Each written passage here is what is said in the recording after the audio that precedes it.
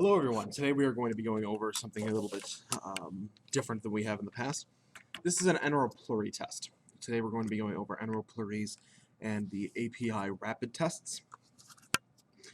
For this we're going to need a bacteria. We are going to be using Cornybacterium, xerosis, because none of you have it as an unknown. And I am going to put on incubation temperature on here so I know where to incubate it. This first part is going to be us going over how to assemble and inoculate an Enteropluri. The second half is going to be probably in about a week or so. Well, a week or so goes up on YouTube.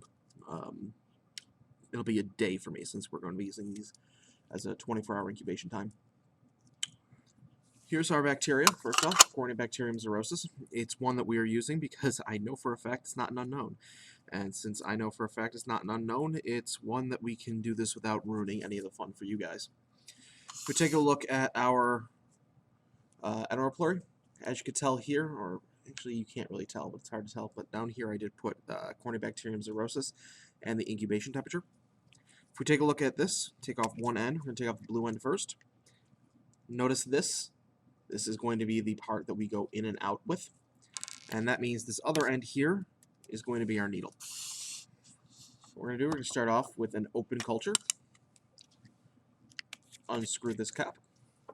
And we are going to take, ideally, one single colony. But since we're talking about a bacteria here that does not have a single colony, but is instead a streak, we're going to take some bacteria. And we're going to pull all the way through, then push back in, turning. Now right here on this end, there is a piece that we're going to break off. Just snap it off right like that.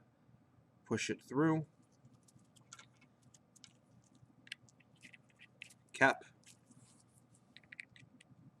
Cap. Inoculation's done, but we do have a bit of other work that we have to do for this. What we have to do now is we have to punch a few holes. We are going to punch holes. Take a look at our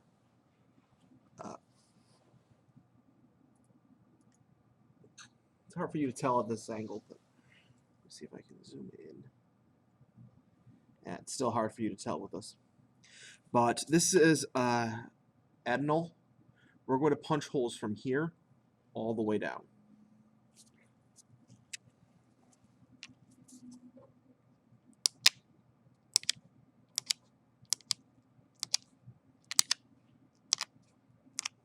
Okay.